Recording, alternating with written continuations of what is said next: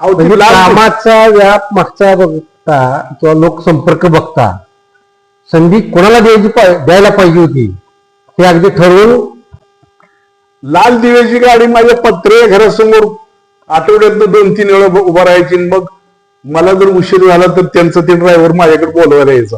आल्याबरोबर खवळायची मला ती. पण लोक मानेसरकर आमदाराची लाल दिव्याची गाडी आली इथं उभा राहिली मालक म्हणले तिथं जमायची.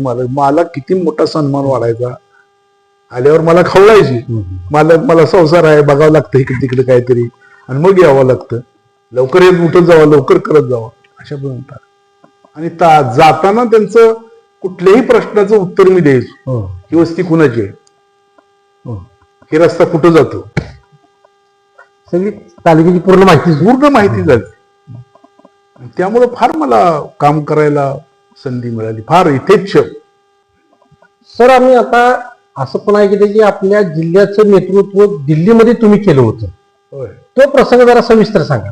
काय झालं, सभापती म्हणून माझी निवड झाली. मग त्या काळामध्ये अटल बिहारी वाजपेयी हे पंतप्रधान होते आणि व्यंकय्या नायडू ग्रामविकास मंत्री होते. जनता पक्षाला ग्रामपंचायतीपर्यंत जायला संधी नव्हती आणि ग्रामपंचायत लेवलपर्यंत भारतीय जनता पक्ष कसा पोचला पाहिजे असा त्यांचा एक हे होता. आणि ग्रामपंचायतीच्या क्षेत्रामध्ये कोणते प्रश्न आहेत ते त्या गावकऱ्यांना ठरवता आलं पाहिजे असं त्यांच्या डोक्यात होतं. आणि त्याप्रमाणे योजनांनी निधी पोचला पाहिजे अशा कल्पनेतून ते वाजपेयीच्या सरकारामध्ये व्यंकय्या नायडू ग्रामविकास मंत्र्यांनी प्रत्येक जिल्ह्याला एक पत्र पाठवून तुमच्या जिल्ह्यातला एक प्रतिनिधी त्या ठिकाणी पाठवा. मग आपल्या जिल्ह्यात 11 सभापती, जिल्हा परिषदचे सगळे सदस्य अध्यक्ष, यातलं कुणाला पाठवायचं. तिथं मालकाने सांगितलं की ते नारायणराव खंडागळे म्हणून एक आमचा अध्यक्ष होता जिल्हा परिषद. हो ते इकडे मला वाटतं ते ओपनचेच पण ते कुणबीचे दाखले जिल्ह्यात पहिला मराठा समाज होता पण त्यांना कुणबी समाजावरती त्या जागेवरती दिले गेले. मग दिल्यानंतर त्यांनी माझं नाव कळवा म्हणून सांगितलं त्यांना. सगळ्याला वाटलं इकडे कोण मानेसर हे मालक कसं काय सांगते, पण ती मालकाचा शब्द कुणी मोडत नव्हतं ना. मग मालकाने सांगितल्यानंतर मला मग तिकडं पाठवायचं ठरलं. मग मला जायचं म्हणल्यानंतर इथनं ते पुण्यावरून दिल्लीला जायचं, विमानानं जायचं, काय करायचं, तिकीट काढायचं. ती मग DRDच्या माणसाने मला सांगितलं तुमचं तिकीट काढतो म्हणले, जायचं तिकीट काढतो. मग त्यांनी तिकीट काढलं. मी त्या सेमिनारला गेलो. त्याच्यावरती मी अभ्यास केला आणि जवळजवळ पंतप्रधान व्यंकय्या नायडू आणि सुषमा स्वराज यांच्या समोर ग्रामपंचायत, पंचायत समिती आणि जिल्हा परिषद स्थानिक स्वराज्य संस्थांच्या कारभाराविषयी आणि सुधारणेविषयी 11व्या वित्त आयोगात, 12व्या वित्त आयोगात, 13व्या, 14व्या ह्या वित्त आयोगामध्ये काय केलं पाहिजे या संबंधानं तिथं मी 7 मिनिटं अस्खलित इंग्लिश मध्ये बोललो. मी इंग्लिशचा विद्यार्थी, मी 73ला MA इंग्लिश होतो आणि त्याचा फायदा मला त्या ठिकाणी झाला. आणि ते इतकं अपील झालं, लोकांनी मला कौतुक केलं की आज जे ग्रामपंचायतीला मोठा जो निधी दिला जातोय ना डायरेक्ट, मी तरी सांगितलं होतं की त्या ग्रामपंचायतीच्या सरपंचाला एवढे अधिकार असलं पाहिजे की त्याच्या सैन्य बदली झाली पाहिजे, शिक्षकाची, ग्रामसेवकची, आधी आरोग्य अधिकाऱ्याची, आणि निधी त्यांच्या ताब्यात दिला पाहिजे म्हणजे त्यांना सोय करता येईल. ते एक भाषण घातलं, एवढा मोठा मान. आणि मला विमानानं पाठवून जिल्हा परिषदच्या खर्चानं त्या ठिकाणी प्रेझेंटेशन करण्याची संधी मिळाली. ही भाग्याची गोष्ट आहे ना. आता जो वाढीव निधी मिळतोय ग्रामपंचायतला त्याची खरं तर त्याचा परिणाम होईल, माझ्या असेल किंवा नसेल, पण त्या काळामध्ये तिथं जे घटना घडल्या महाराष्ट्रामधले का आले होते, अनेक राज्यातले आली होती लोक, सगळ्या राज्यातली आली ती, पण ते ग्रामपंचायतीमध्ये कशा पद्धतीनं कारभार केला पाहिजे ही जी आज जी थेट ग्रामपंचायत आहे ना, त्यावेळेला आमच्या काळामध्ये काय होतं, जिल्हा परिषदला यायचा वाटा, तो वाटा पंचायत समितीला द्यायचा आणि पंचायत समितीने तो वाटा गावागावाने वाटायचा. सभापतीला महत्व होतं त्यावेळेला. पण आता डायरेक्ट जिल्हा परिषद पंचायत समितीला ग्रामपंचायतीला दिला जातो. म्हणजे आता जो येणारा निधी ग्रामपंचायतला द्यावा याची शिफारस करणारी ही माणसं त्यातलं पैकी एक असा अतिशय महत्वाचा तो प्रसंग होता. आणि मला फार अभिमान वाटला त्या गोष्टीचा की मला पंतप्रधानासमोर, देशाच्या ग्रामविकास मंत्र्यासमोर आणि दिग्गज त्या आमच्या मंत्री सुषमा स्वराज यांच्या समोर मला इंग्लिशमध्ये ते प्रेझेंटेशन करता आलं. तुमच्या काळामध्ये शौचालयाची स्कीम मंजूर म्हणजे राबवली गेली होती फार मोठ्या प्रमाणात. गाडगे बाबा ग्राम स्वच्छता अभियान, ग्राम स्वच्छता अभियान एवढ्या मोठ्या प्रमाणात राबवली की सुरुवात होती ती. आणि मालकांचं वैशिष्ट्य काय की त्या गावांना खऱ्या अर्थाने ती सुधारली पाहिजे. मग ती विरोधकाचं गाव असू द्या किंवा कुणाचंही असू द्या, ते गाव कसलंही असू द्या. कधी कधी असा प्रसंग आला की जिथं आपल्या ग्रामपंचायत नाहीत ती गावं चांगली झाली. उदाहरणार्थ तुम्हाला सांगतो, ओजीवाडी गाव. ओजीवाडी गावाच्या कडेला गेले की सगळी शौचालयाला बसलेली लोक, कॉर्नरला सगळी तीच असायची. पण ते पंडितराव बसले, माझा विद्यार्थी, ती विरोधात त्या काळामध्ये. आता आपल्याकडे आहे ती विरोधात त्या काळात. पण त्यानं एवढं गाव सुधारलं ती की त्या गावामध्ये स्वच्छता म्हणजे म्हणजे ही झालं पहिल्यांदा हगदणारी मुक्त गाव झालं. म्हणजे त्या लेवलला आलं. आणि तालुक्यातलं प्रथम क्रमांकाचं बक्षीस ते मिळालं ओजीवाडीला. वाकरीला तसंच होतं. वाकरीला सुद्धा तसंच झालं. तिथं एक आमच्या सरपंच बाई, खर्डीचं त्यांचं माहेर, ते तिथं दिलेलं आहे. ते सरपंच बाईचं नाव मला आता लगेच आठवत नाही, पण ते सरपंच बाई होते. तिनेही केलं, पण गाव विरोधात. त्याला 1 वर्ष आम्ही 1 नंबर दिला. मालकाकडे असा दुजाभाव कुठलाही नव्हता. विरोधात जरी असलं तर काम केले, त्याला कामच केले. आणि त्यांच्या आवडीचं गाव म्हणून आपल्या सोलापूर जिल्ह्यामध्ये पहिलं हागणदारी मुक्त गाव मी केलं माझ्या काळात. ते आमचं बिटर गाव, पुनर्वसित गाव. आणि ते इतकं आमदार मालकांचं आवडतं गाव की आजपर्यंत त्या गावामध्ये 3/4 मतदान मालक सांगितलं निरोप आले तिकडे देतात. ते गाव जिल्ह्यात पहिल्यांदा हागणदारी मुक्त झालं. आणि तिथल्या एका कार्यकर्त्याला रामभाऊ म्हणून आहे, रामभाऊ तो वारला होता, त्याला राज्यपालाच्या हस्ते सरपंचांनी त्यांना बक्षीस मिळालं. केवढा मोठा सन्मान. राज्यपालाच्या हस्ते सीओ आले, आयुक्त आले आणि त्या ठिकाणी त्या गावाची पाहणी.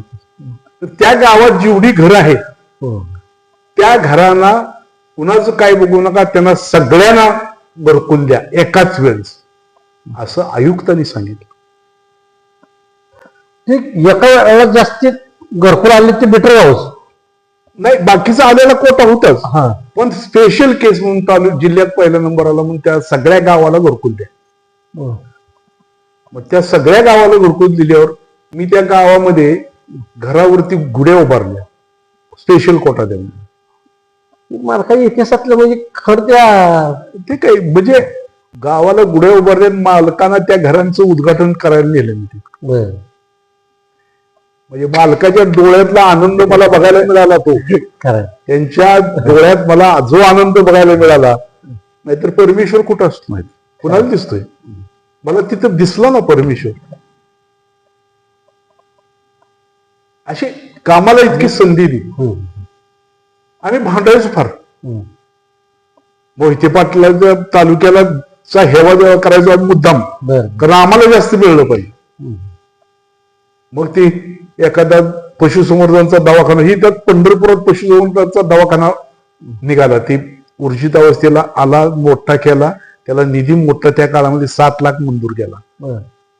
आम्ही तो ह्याला चालला होता माळशिरस तालुक्यात. मी आमचे ते गुरसाळ्याचा राजन पाटील, त्याची मंडळी जिल्हा परिषदला होती, त्या कमिटीवर होती ती, म्हणजे सदस्य होती. इतकं ताणून आम्ही धरलं की तो काय इथं हे झालं. मालकाच्या पुढे मग एक हट्ट धरला तर मोहिते पाटील सुद्धा मालकालाच मान द्यायची. आणि आम्ही त्याचा फायदा घ्यायचो. काय सांगायचं माणसानं, तुमची उंबरगावची योजना, खर्डी उंबरगावची योजना आम्ही त्या गावाची पाणी पुरवठा योजना बाळवणीची केली, काशीगावची केली, गावगावला टाक्या उभा केल्या, गावगावचं पाणी पुरवठ्याचं काम पूर्ण केलं. अनेक लोकांना नोकऱ्या लावल्या त्या माणसाने, अनेक लोकांचं कल्याण केलं. असा माणूस तालुक्याला मिळणं कठीण आहे. आणि कधी कोणाचं उपकार मानून घेतलं नाही. लोक सांगते, सर मालक तुम्ही मला इथं लावले, असं होय, नुसतं एवढं बोलून निस्वार्थी भावना ते सोडून द्यायची, निस्वार्थी भावना तिथंच सोडून द्यायचं. आम्ही अनेक कर्मवीर अण्णांच्या गाडीत फिरलो. तात्या डिंगऱ्यावर तरी जीव की प्राण होतो. आणि त्यानंतर काही कालावधीनं मालकाजवळ आलो, तिथेही मला समाधान नाही. आम्ही ग्राउंड वरती आलो मालकामुळं. नाहीतर आम्ही कसं होतो, पॉलिटिकल थिंकर होतो. वरचं राजकारण बघायचं. विलासराव मित्र आमदार मंत्री झाल्यावर, परिवहन मंत्री झाल्यावर 13 लोकांची यादी दिली. त्यातले 11 लोक मंजूर करून कंडक्टर आणि ड्रायव्हर करून टाकले. प्रतिभाताई पाटलाकडे जायचो, अंतुलेला तर प्रिय. पण ते वरचं राजकारण सोडून आम्ही मालकामुळे जाग्यावर म्हणजे ह्याला आलो, ग्राउंडला आलो. समाजात काय चाललंय हे आम्ही मालकाकडे शिकलो. आणि समाजकारण कुणासाठी करायचं आहे, तर लोकांसाठी करायचं आहे हे शिकलो. म्हणजे नुसतं पॉलिटिकल थॉट्सलाही महत्व नाही, प्रॅक्टिकल वर्कला महत्व आहे. खर तर ह्या संधी होत्या त्या कामावरती दिल्या गेल्या, कामावरती दिल्या. कारण आताच जे राजकारण थोडस जातीकडे ओढलं गेल्यासारखं वाटतंय का? कारण त्या काळामध्ये जर असं असतं तर मग माझ्या सर्व संधी दिली नसती. संधी देऊ शकली नाही. त्यांनी संधी कुणाला दिली? काम करणाऱ्या माणसाला. काम करणारा. आणि निर्णायक प्रक्रियेमध्ये गोरगरीब बहुजन समाज यांना फार मोठं मानाचं स्थान राजकारणामध्ये त्यांनी दिलं. हे राजकारणातली फार मोठं तत्व आहे. त्या जे आपण म्हणतो ना प्लेटो, प्लेटो हा एक राजकीय तत्ववेत्ता होता. त्यांनी सांगितलंय, which government is the good government. कोणतं शासन चांगलं? तर त्यानं सांगितलं एक शब्द, the government which take care of welfare of society is the best government. लोकशाही आहे का, हुकुमशाही आहे का, कुठली समाजवाद आहे का, काय ह्याला महत्व नाही. लोकांचा विकास महत्वाचा आहे. त्या दृष्टीनं मालकाने सगळं काम केलं आणि समाजाला सामावून घेतलं. त्यांनी करकमचा जाधव म्हणा, त्यानं जिल्हा परिषदचं अध्यक्ष केलं. सातपुते मॅडम, वैशाली ते सातपुते, एका खेड्यातली बारक्या 7-8 गावची ते वस्ती आहे. त्यात म्हणजे 22 गाव घराची वस्ती आहे. काय त्या घराचं गावाचं नाव त्या शेडगेवाडी. त्यांना तालुक्यात जिल्ह्याचं अध्यक्षपद दिलं. ते किस्सा काय ते फार मोठा किस्सा आहे. फार मोठा किस्सा आहे. मला सभापती केल्यानंतर काय झालं, हे उठाव उठला. आमच्यातली काही लोक फुटल्यानंतर मला म्हणले, तुम्हाला पाठिंबा देणार ती शालिवान येऊ शकतो का तुमच्याकडं? तुमच्या जातीचं आहे, तुम्हाला आणता का? मी म्हणलं आणतो. त्याला बोलवलं, आलं ती आणि मला मत दिलं. विरोध पार्टीने अडवून सुद्धा ते आलं माझ्या. आणि आमच्यातली 2-3 गेली. आणि दुसऱ्या वेळेला त्याला मतदान झालं. मतदान झाल्यावर मला 10 मतं पडली आणि त्यांना 5 मतं पडली. 6 मतं पडली. मला 10 पडली, त्यांना 6 पडली. मी दुसऱ्या वेळेला मतदान झालं. आणि पुन्हा 8-10 दिवसांनाच जिल्हाध्यक्षाची निवड ना. जिल्हाध्यक्षाची निवड म्हणल्यावर उपाध्यक्ष पदासाठी वसंतराव देशमुख होते. आमच्याकडे दिलीपराव घाडगे बांधकाम समितीचं सभापती करावं म्हणून तेही प्रयत्न करत होते. मालकाने मला 11 वाजता रात्री त्या कारखान्यावर बोलवलं, पांडुरंग कारखान्यावर. मी गेलो, कारण सगळी मला जबाबदारी काय होती, मी सभापती असल्यामुळे बायका वगैरे घेऊन तिथं ते मिटिंगला यायचं, गाडीत घेऊन यायचं. तिथे गेलो रात्री. मला म्हणले, कुणाला करायचं अध्यक्ष उपाध्यक्ष? मला उपाध्यक्ष करायचं असेल तर वसंतरावला करा, बांधकाम करायचं असेल तर दिलीपरावला करा. मला म्हणले, मग त्या सातपुत्याला अध्यक्ष केलं तर काय होईल? मला धक्काच बसला. ओपनच्या जागेवर. मी म्हणलं, मालक मला ओपनच्या जागेवर केले म्हणलं. तुमचं राजकारणाचं गणित तुम्ही बघा म्हणलं, मी काय सांगत नाही. पण ती म्हणली तशी. म्हणल्यानंतर मग बराच वेळ चर्चा झाल्यावर मी म्हणलं तुम्ही ठरवा. मला वाटतं आताच कुठलाही राजकारण असं डेअरिंग करणार नाही, कोणीच करू शकत नाही. कारण लोकांच्या मनावरती आणि हृदयात एवढं दृढस्थान होतं त्या माणसाचं की त्यांना खात्री होती मानेला पटवर्धन कुरवलीला पाठवलं तरी मी निवडून आणू शकतो, रोपड्यात पाठवलं तरी निवडून आणू शकतो, आणि मानेला ओपनच्या जागेवरती केलं तरी राजकारणात काही बिघडत नाही, वैशाल तर जिल्हाध्यक्ष केलं तरी बिघडत नाही, नारायण तरवटीला अर्बन बँकेचं चेअरमन केलं तरी सुद्धा काही बिघडत नाही, कारण लोकांचा माझ्यावर विश्वास, सगळ्या समाजाचा विश्वास. ते ठरलं सातपुतेला काय ठरलं. मी काही जास्त बोललो नाही, कारण आमची सगळी मित्रच होती ना, आपण कशाला त्यात. सकाळी उठून लवकर गेलो आम्ही तिथं, तर तिथं ती सगळी जिल्हा परिषद सदस्य शिवरत्न बंगल्यावर अकलूजला थांबलेली आणि सगळे जिल्हा परिषद सदस्य.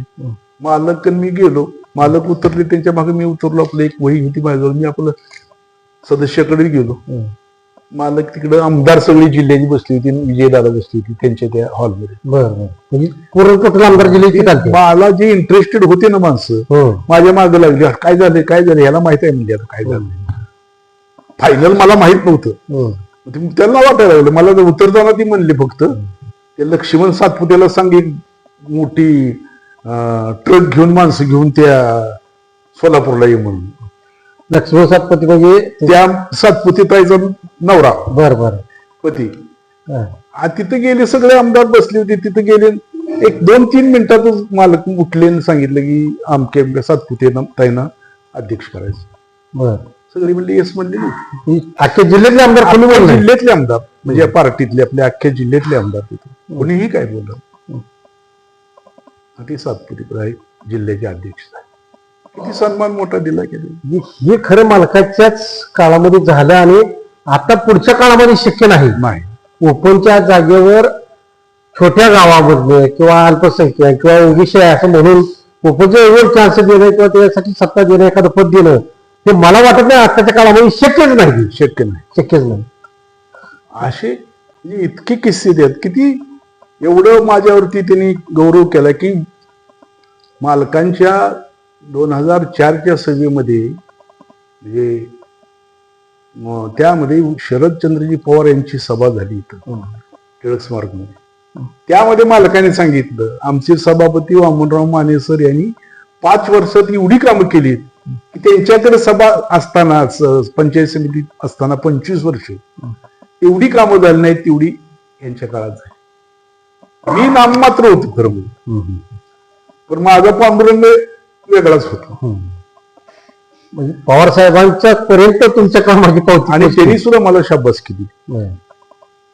2009ला तुम्ही विरोधात गेला होता. आता विरोधात कसं, विरोधात गेल्यावर खरं तर आता त्यात 2 प्रश्न आहेत. त्यात विरोधात गेल्यामुळे फायदा झाला का विरोधात गेल्यामुळे तोटा झाला? वैयक्तिक वैयक्तिक मला तोटा झाला. परंतु माझी जी सद्विवेक बुद्धी होती त्या बुद्धीप्रमाणे मी निर्णय घेतला. कारण या तालुक्याचं माइंड असं आहे सर, या तालुक्याला मोहिते पाटील पचत नाही.